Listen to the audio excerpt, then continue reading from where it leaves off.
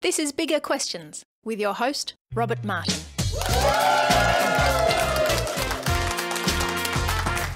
Welcome to Bigger Questions, recorded live in the city of Melbourne. Today's big question, Trashy TV, why can't we turn away?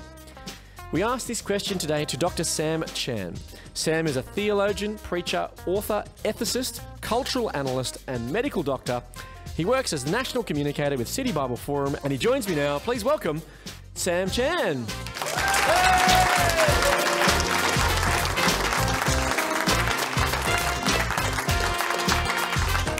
Sam, welcome back to Bigger Questions. Thank you, Rob.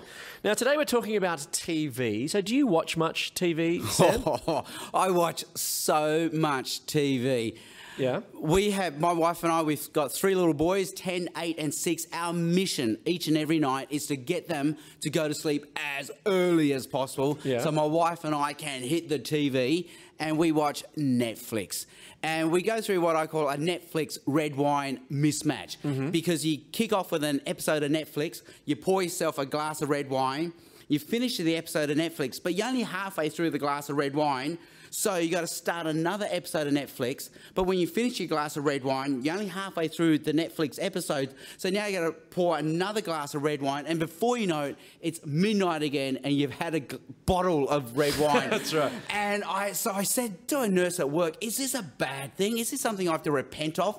And she said, "Well, no. Have you had the Netflix screen of shame yet?" The Netflix screen of shame is a blank screen, nothing but black, and it just says, "Are you still watching?" And because it's gone blank, you see yourself in the reflection of the TV with a tub of ice cream in one hand, bottle of red in the other, thinking, "Yes, I'm still watching." The Netflix screen of shame. It's a thing. So what about trashy TV, though? So obviously you enjoy watching your TV. What about trashy TV? You know, the so bad it's good kind of show? Oh, we love to say it's so bad it's good, but they know it's bad. They deliberately make it bad to make it good, and I love my trashy TV. I remember watching Channel 9, and all the good stuff was late at night, after midnight. Yeah. Not only were the ads trashy, but the shows were so good. So I was watching Silk Stalkings, Dark Justice, Thunder in Paradise. And I'm seeing a lot of nods in their heads out there. So everyone else was watching it. We love our trashy TV. Yeah. What about, it's rumoured, though, that you were a fan of Baywatch as a younger person. Does that qualify as trashy? I used to watch Baywatch because I was a medical student. I used to watch it for watching the medical side of it because they were an emergency response team. I watched it for the resuscitation techniques. Yeah. So Baywatch, let's call it for what it was. Dukes of Hazzard, Xena the Warrior Princess. Everyone was watching these shows, not admitting to it, but they were rating in the millions. So come on, let's all fess up. We were all watching these shows. Okay. Well, to kick off Bigger Questions, we like to ask a couple of smaller questions. We do try to have a bit of fun on the show. Today we're asking Sam Chan about addictive, trashy TV shows. So Sam, I thought I'd test you on how much you know about Married at First Sight. Now, do you feel qualified at all? Actually, absolutely not at all. But there's so many episodes, so many seasons. Yeah. Okay, there's 2 questions, both multiple choice. Okay, on IMDb, the Internet Movie Database, the world's most authoritative database for movies and TV shows, what user rating does Married at First Sight Australia receive? Now, all shows are rated by users, and to provide some context, David Attenborough's award-winning Planet Earth 2 scored 9.5. Okay, so what do users rate Married at First Sight? Is it A, 9.9, it's number 1, simply the best show on TV? Is it B, 8.9, it's up there, but Attenborough's Planet Earth beats it? Is it C, 6.9, solid but not spectacular? Or D, 4.9, users don't even think it passes? Listen, that David Attenborough thing, that's so overrated. Like people want to go all highfalutin. I watch documentaries. No one is watching documentaries. Like, that's the last thing you feel like at 9 o'clock at night with a glass of red wine, a documentary. Okay. I reckon, well, see, everyone knows it's a 9, but they're too scared to say, it's in the privacy of your own home. I reckon it's a 9. You're So free to admit it's a 9. You're going to go with... I'm going to go 9. A.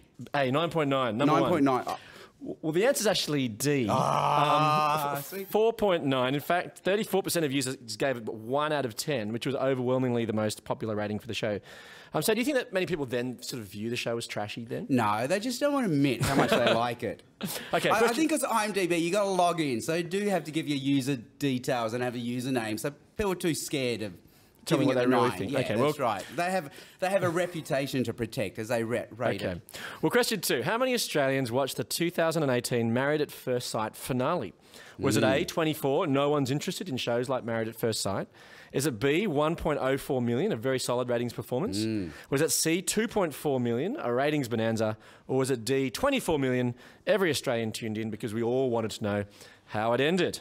All right, okay, well, when I did medicine, it was all multi-choice, and you always got to go for the middle ones because it's a bell curve. So let me go for the second option then, the 1 million one. I wouldn't. I know you wouldn't, would you? Just to help me pass, I'd try one of the other ones, one of the other middle options. I'll go for the Goldilocks. Okay, not too hot, not too cold, just in the middle. How about the third one, C? Yes, 2 million. it is, 2.4 million. Yes, I that's how I passed my medical oral exams as well. Like, I want to say it's the heart, and you look at the examiners, and they're looking, no. How about the lungs? Okay, the lungs. No. The brain, yay! Anyway, so Married at First Sight. You know, they have a joke. What do you call a doctor only got 51% in his exam? What is it, Sam? You call him doctor. Like that's all you need. 51% is 1% wasted, we used to say in medicine. Well, you have nearly got 51%. That's right. Because then you almost got 1 out of 2 bigger questions. You know trash when you see it because you got nearly 1 out of 2 smaller questions. I got a pass, which is what I got in medicine. That's right. I really did. Please I only give got a Sam pass. a big hand. That's right. So, Sam, Married at First Sight is a show that many users claim is awful, or they may be lying. Yeah. It doesn't pass on IMDb. In fact, one user did write that the show was a complete and utter waste of time. Watching this will make you want to die. Anyone who watches this is either A, crazy, or B, stupid, beyond stupid. But the show was rating juggernaut and the finale a ratings bonanza. So why are shows like Married at First Sight and The Bachelor so popular? Well, you just have to watch it and immediately see. I mean, it's just good drama. Like, there's tension, there's suspense. Just when you want to know what's about to happen, boom, there's an ad break. They go, not the ad break. And the fact that you will stay through the 5 minutes of ads shows they've got you. You're on the edge of your seat each and every ad break because you just want to know what happens. Will they be together? Will they not be together? What will happen? Yeah. And you're an investor. You do want to know what's going to happen. Yeah, so they're really great drama. That's what you're saying. Yeah, it's great drama. Yeah. Well, in fact, TV critic Ben Neutz commented and said, but the reason it endures is that it's found a sweet spot for this kind of trash TV, that's what he says, that manages to be controversial and uncomfortable without being completely morally objectionable. So is that true? We feel a bit uncomfortable watching it as well? Well, it's that getting the tension just right, because we are spectators watching almost what is like a gladiator sport. And the gladiators, we would say that was morally probably wrong because they killed each other. Okay, so that was, they crossed the line, they went one step too far. But if there's no tension, no drama, the gladiators are just playing rock, paper, scissors. No one's going to turn up to watch that. We do want some drama. There has to be the potential for something going wrong, or maybe even someone getting hurt. And that's sports as well, you know.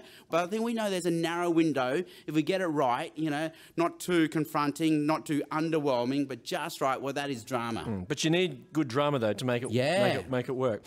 But, I mean, isn't the view of the critics, perhaps, like a bit condescending? So one TV critic who wrote at the start of the 2017 Married at First Sight series said that this was the type of TV that only exists for people who haven't discovered that there's actually thousands of hours of compelling quality TV to be watched on very cheap streaming services. So, I mean, is that perhaps an insult to the millions of people who actually enjoy watching Married at First Sight? Well, that's the point. Millions do enjoy watching, and millions do know there's something else out there, but millions do just want to have this time. And it's that balance between escapism, but it's not escapism. It's almost showing my world, and it's entertainment as well. And so psychologists talk a lot about the third space, not work, not home, but a third space. And I think that's what this entertainment provides for us. A third space, not work, not home, where we can be entertained and drawn in with some drama as well. Yeah. Questions come in from our text line from our live audience here. A lot of people would say trashy TV is just a sad reflection of the worst parts of society. Do you think that's fair?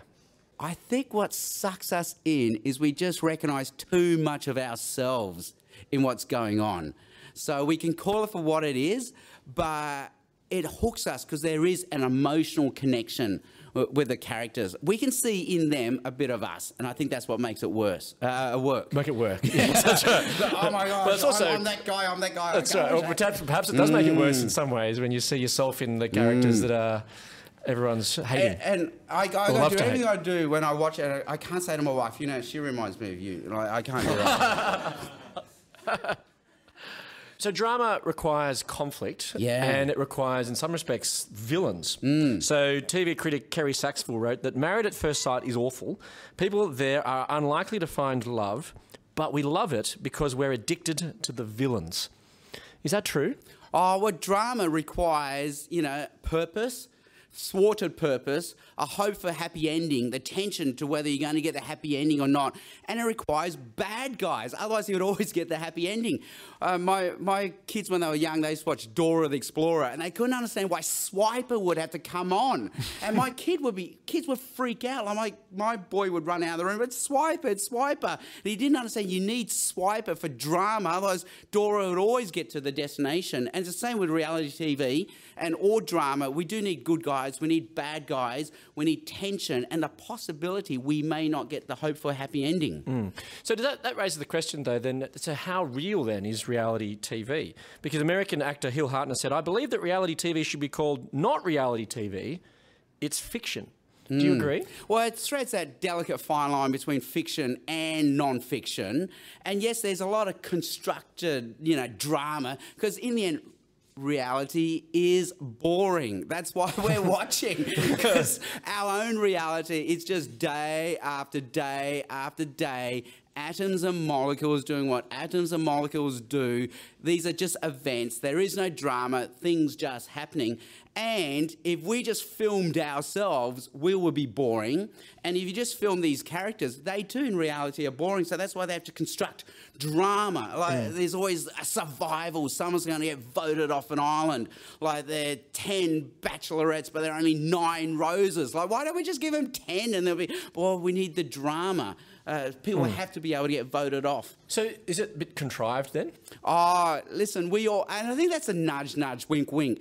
We know it's contrived. Just like we know there is no tooth fairy, there is no Santa Claus, and this is the dangerous one, pro wrestling is rigged. Reality TV is also somewhat rigged. So I had a friend who was living in Morocco when the great race went through Morocco. So it's just like The Amazing Race? The Amazing Race. And so my friend and a tour guide, it was their job to help the contestants get to the next destination, because you can't have them all fail and then you go, no contestants for the next episode. So it is contrived. And the biggest job was they had to make sure the 2 blonde female contestants passed every time, because they had to keep them in for as long as possible for ratings. So yes, there is a lot of contrived stuff going on. But it's nudge, nudge, wink, wink. We know, just like, you know, pro wrestling's a little bit rigged. You know, there's a little bit of rigging going on in reality TV. Yeah. So reality TV, it points us that we need drama, we need villains, we need a story. So what does this tell us?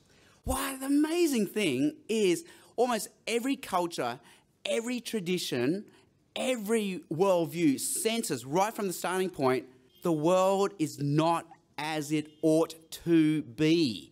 In other words, there is a purpose, there is a direction, we're not getting there. Something is wrong with the human condition right now, and there is an arc of history. So that's drama. Every worldview, every culture understands the worldview, our world, as involved in some sort of drama and conflict. So how is that drama? Because there's a tension that we may not get the happy ending we're hoping for. And also the fact that the happy ending is not right now. Right now is not where we ought to be. Something is wrong with our condition. So where do we then find stories that we can connect to? There's a drama that we can be a part of. Yeah. So I learned a lot from Ravi Zacharias. So this is an Asian quoting an Asian, so it must be true. But Ravi Zacharias says, yes, there are great stories everywhere, but The Bible is the one that gives the most comprehensive explanation of how things are not the way they ought to be. There are good guys, there are bad guys, there is an arc of history, and there is purpose, there's hope. There's something wrong with the human condition right now, and we need redemption, we need rescue.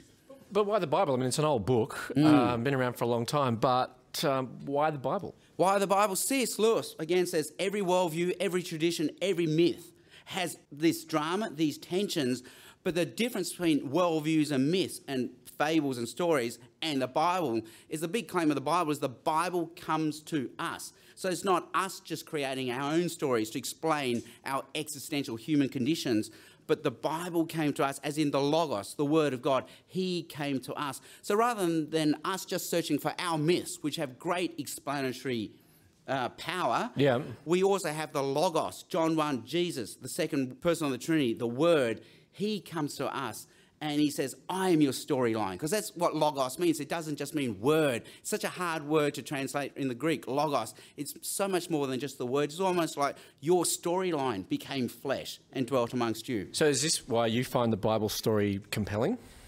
Every time I come back to the Bible, there's a different layer and another layer. And it becomes more and more deep, more and more complex. Someone explained, the Bible and a storyline, it's like, it's shallow enough a baby can play in it, but deep enough an elephant can drown in it. And every time you come back to the Bible, it's just got richer, deeper layers to its storyline. And so you found it compelling for yourself? Oh, for sure. Yeah, because of that reason? It's got great explanation power. That's why the world is as it is. It's got great principles to follow. You think, hey, wow, if I follow these principles, it works. It does help my life, my marriage, me being a parent, a father, my work, everything. And more than that, more than just being an example, principles follow, it offers power. Like it's the Word, the God-breathed Spirit, Word of God. And as we read it, we meet Jesus and His Spirit. If we trust Him, He lives in us. So it's got the power to change us as well. So obviously, you've shared that the biblical story is compelling for you. But Married at First Sight is a TV show that starts with weddings, and the Bible tells many stories about weddings. In fact, Jesus tells a parable or a short story about a wedding in the New Testament. The New Testament Gospel of Matthew, which is one of the 4 biographies of Jesus' life that we have. So, Sam, why did Jesus speak in parables? Aren't these kinds of stories a bit simple for a great teacher or a guru? I love the way that Jesus used parables, and we get so used to parables now, but you got to see what He was doing. He was giving us Trashy TV, his own version of Trashy TV. He could have gone all David Attenborough documentary, oh, look at the African hummingbird and the speed of its wings. He could have quoted Plato and Socrates and showed off how well read he was. Instead, he uses parables. It's almost like there was a Levite, there was a priest, and there was a Samaritan, and they walked into a bar. He just picks, and it's just reality TV, things that we could resonate with great drama. Yeah, well, there's great drama in the parable that we'll look at now, which might have made potentially a good reality TV. It starts in Matthew 25 by describing the kingdom of heaven like 10 virgins who took their lamps and went out to meet the bridegroom. 5 of them were foolish and 5 were wise. The foolish ones took their lamps but did not take any oil with them. The wise ones, however, took oil in jars along with their lamps. So you think this could make a good reality TV challenge? Oh, this is perfect reality, Trashy TV. It's got all the formulas. It's got a wedding, 10 bridesmaids, and they're already a little bit catty towards each other. There's interpersonal conflict. They're going to get voted off because there's only 5 who are going to make it in. 5 are going to get voted off. And anyway, so the virgins all then fell asleep, and the drama is created particularly in verse 6, when at midnight the cry rang out, "Here's the bridegroom, come out and meet him." Now, the appearing of this bridegroom is perhaps a bit different, or maybe it's similar to when the Bachelor is unveiled, perhaps. I don't know, what do you think? It's very much like that, except here the groom is already married, so the groom's not a bachelor, but really you got the same form. You got 10 women. Not all will get in. He's only got 5 roses. Who's he going to give the 5 roses to? When the bridegroom appears, the virgins all woke up and trimmed their lamps, but the foolish ones didn't have enough oil and try to get extra from the wise. But there won't be enough, so they send the foolish off to buy extra. Now, there's real tension here, and also at this point, it feels a bit like The Amazing Race. You know, they've got to get to the teams must travel. Jim does travel and get some oil and return back before the bridegroom shuts the door. And he goes, we've got to make sure at least 5 still get in. Right? We can't have all 10 miss out. Yeah. So, but the ending does shock you a bit, though, because it says, but while they were on their way to buy all the oil, the bridegroom arrived. The virgins who were ready went in with him to the wedding banquet, and the door was shut. So it's a bit dramatic. So what do you make of the ending?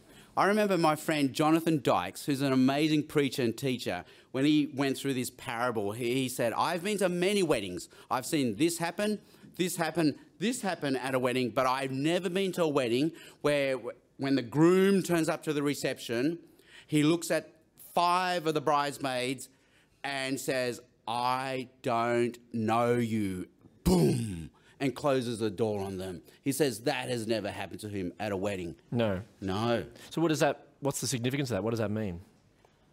It sounds very harsh. The punchline is, I did not know you. Which shocks us, because surely the groom should know the bridesmaids. They should have had a few rehearsals before. I remember when I was on a lot of bridal parties. We had to do dance rehearsals. We had to do the polka because I don't know why they make us do that. If you can't dance, why would they force you to dance? You can't sing, no one would force you to sing. But anyway, surely the groom did know of the bridesmaids.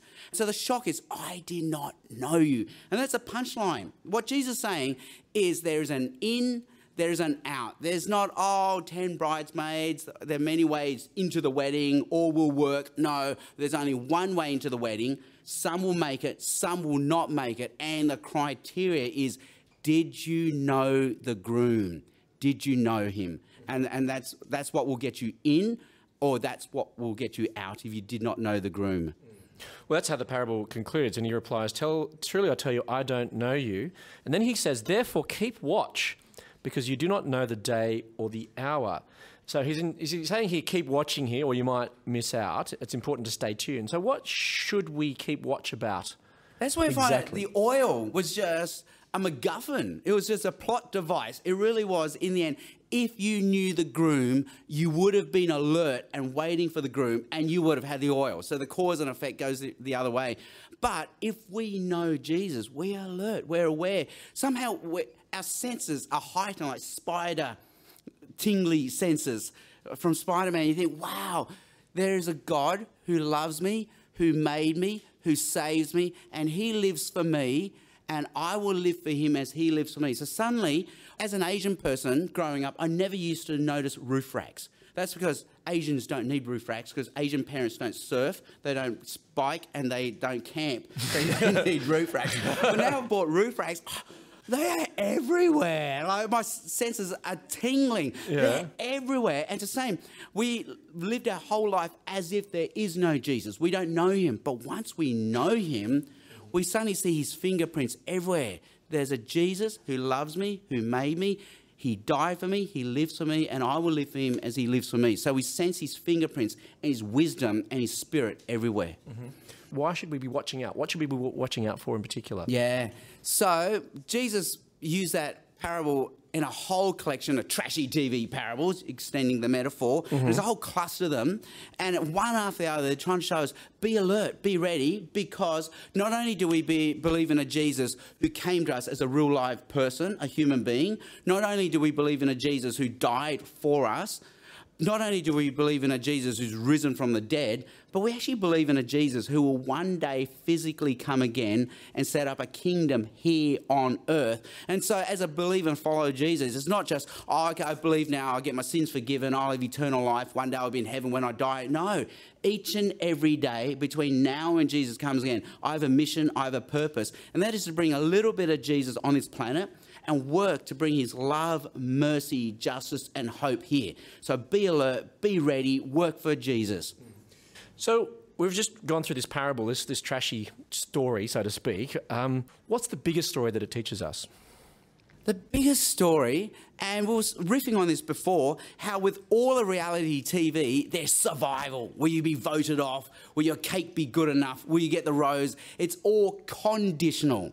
Conditional on, did your alliances work? Did your partnerships work? Was your cake made good enough? Did you get the rose? How was your first date with a bachelor? So it's all conditional.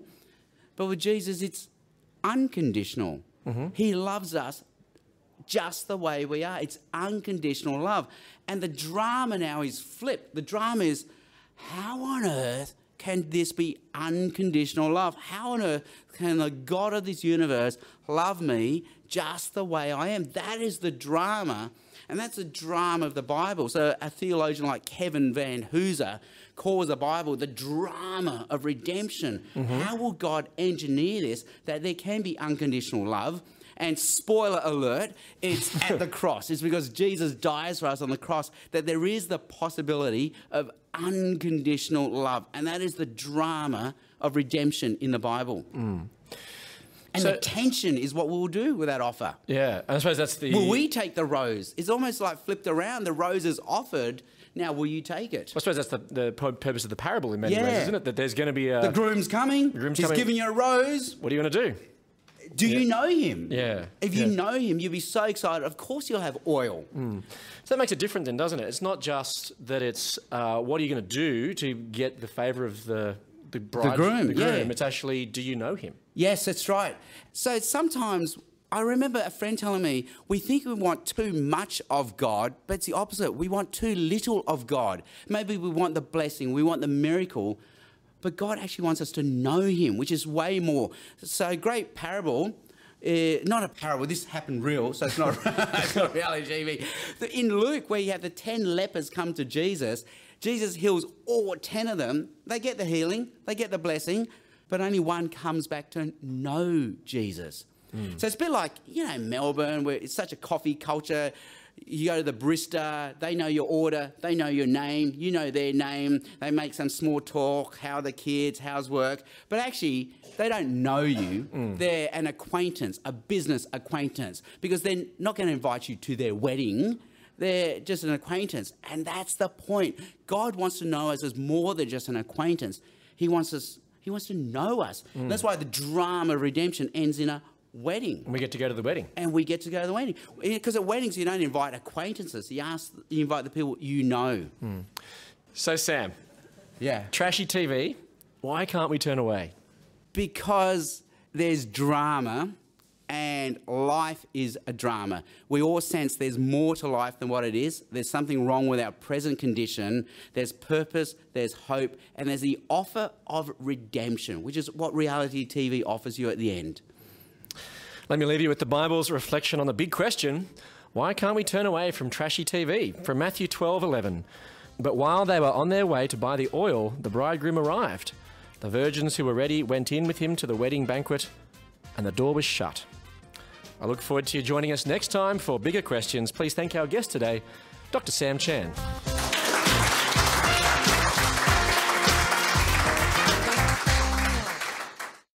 Enjoy bigger questions? You can help us keep asking them for as little as $1 a podcast. Support the show. Go to patreon.com/biggerquestions.